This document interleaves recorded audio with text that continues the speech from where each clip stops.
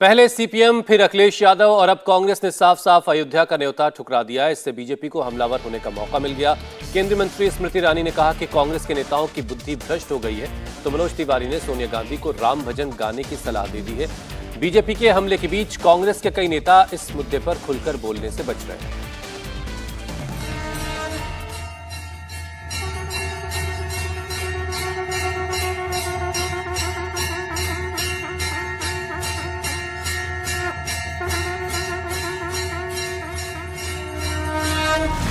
कांग्रेस ने इस आयोजन को बीजेपी और आरएसएस का प्रोग्राम बताकर न्योता ठुकरा दिया है, जबकि सच ये है कि प्रधानमंत्री नरेंद्र मोदी और मोहन भागवत में से कोई भी कार्यक्रम के मुख्य यजमान नहीं है।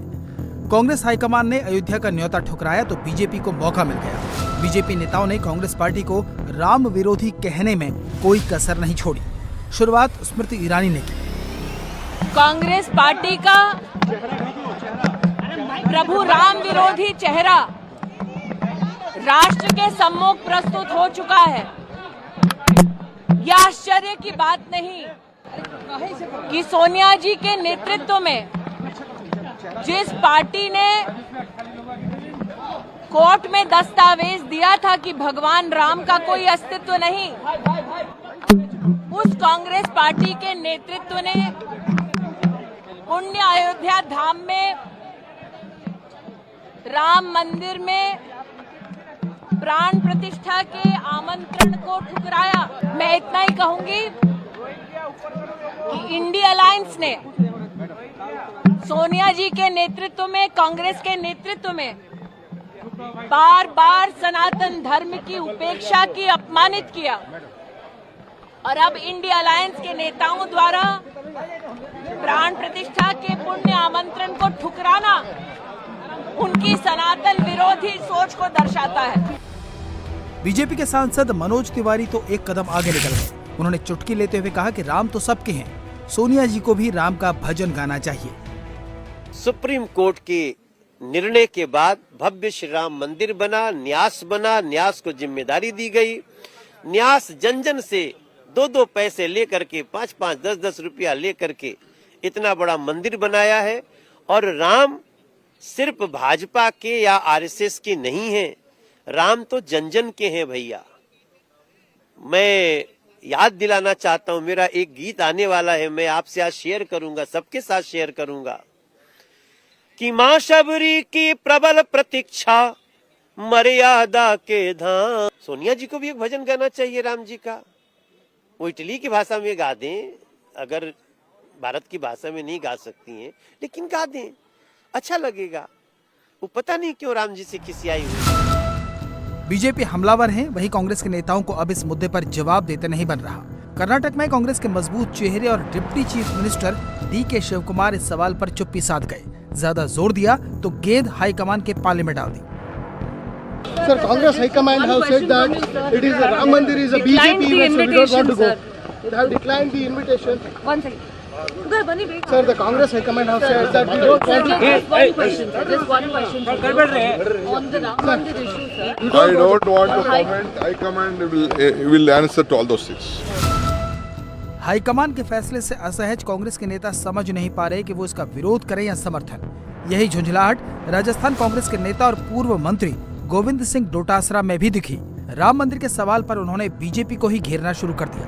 डोटासरा ने कहा कि कांग्रेस के नेताओं को रामलला के दर्शन के लिए बीजेपी के न्योते की जरूरत नहीं है। राम मंदिर और अयोध्या भारतीय जनता पार्टी का कार्यालय है क्या? हमारे श्री राम जी का मंदिर है, हमारी सबकी आस्थाएं हैं। हम उनके कहने से जाएंगे और उनके कहने से रुकेंगे क्या? देश की हर बच्चे की आस्था है। सब धर्म के लोग श्री राम जी को मानते हैं। उन्होंने पेटेंट करा रखा है क्या? इनको निमंत्रण देने का अधिकार किसने दिया? मंदिर में कोई निमंत्रण, भगवान के जाने में कोई निमंत्रण होता है क्या? तो सभी जाते हैं, सभी जाएंगे, जाते रहेंगे। कांग्रेस हाईकमान और दूसरे कांग्रेस नेताओं को जवाब दिया यूपी के सीएम योगी आदित्यनाथ ने। बरेली में हनुमान प्रतिमा पर फूल चढ़ाने के बाद योगी ने कहा कि जो लोग राम मंदिर पर सवाल उठा रहे हैं, वो लोग रामलला के प्राण प्रतिष्ठा समारोह में जाने से इनकार कर रहे हैं। भगवान राम उनका भला करे। अयोध्या में 500 वर्षों के बाद जब 22 जनवरी को प्रधानमंत्री मोदी जी के करतव्यों से प्रभु राम अयोध्या में अपने भव्य मंदिर में विराजमान होंगे तो देश ही नहीं पूरी दुनिया के अंदर जहां कहीं भी सनातन धर्मावलंबी रहता है उसको तो गौरव की अनुभूति होगी ही, उसके चेहरे पर एक खुशहाली तो होगी। मेरा ये मानना है 22 जनवरी का कार्यक्रम दुनिया के अंदर जहां कहीं भी सभ्यता और संस्कृति को कुचला गया होगा उनमें एक आस है, उनके लिए एक नया विश्वास है। 22 जनवरी का कार्यक्रम राष्ट्रीय पर्व के रूप में हम लोग 22 जनवरी के कार्यक्रम के साथ जुड़ेंगे और आपका आह्वान भी करता हूं कि आपको अयोध्या आना है, लेकिन 22 के बाद जिस दिन आपके जनप्रतिनिधि और संगठन के लोग कार्य योजना बनाएंगे उस कार्यक्रम के तहत आपको अयोध्या आकर के प्रभु के दर्शन करने के लिए अपने आप को तैयार करना है। अयोध्या में मंदिर उद्घाटन पर कांग्रेस ने वही लाइन ली है जो ईडी गठबंधन की कई पार्टियां ले चुकी हैं। सबसे पहले सीपीएम के नेता सीताराम येचुरी ने न्योता ठुकराया। उद्धव ठाकरे 22 जनवरी को महाराष्ट्र के मंदिर में पूजा का ऐलान कर चुके हैं। कांग्रेस अयोध्या का न्योता ठुकरा चुकी है। अखिलेश यादव भी 22 जनवरी को अयोध्या जाने से इनकार कर चुके हैं। मैं इनको नहीं जानता हूं, न मेरा इनका कोई परिचय है, न मेरी उनसे कभी कोई मुलाकात हुई होगी। जो परिचय वाले हैं हमारे व्यवहार में यही माना जाता है, जो परिचय जिनका होता है वही एक दूसरे को व्यवहार देते हैं। आप कब जा रहे हैं राम मंदिर? जब भगवान बुलाएंगे तो जाएंगे और भगवान अब यहीं रहेंगे, वो कहीं नहीं जाएंगे। हमारा रास्ता धर्म का नहीं है, हमारा रास्ता है समाजवादियों का गैर बराबरी दूर करने का।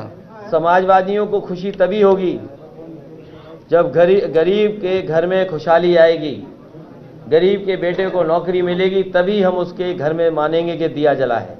और मैं आज से कहना चाहता हूं, जो आरक्षण की मूल भावना थी उससे भी खिलवाड़ ये सरकार कर रही है। इसीलिए किसी का कोई भगवान हो, हमारा पीडीए भगवान है। बंगाल के सीएम ममता बनर्जी अयोध्या के आयोजन को पीएम मोदी का गिमिक करार दे चुकी हैं। इन पार्टियों को डर है कि अगर अयोध्या गए तो मुस्लिम वोट इनके हाथ से छूट जाएगा, इसलिए इन्हें अयोध्या का न्योता ठुकराने में कोई गुरेज नहीं है।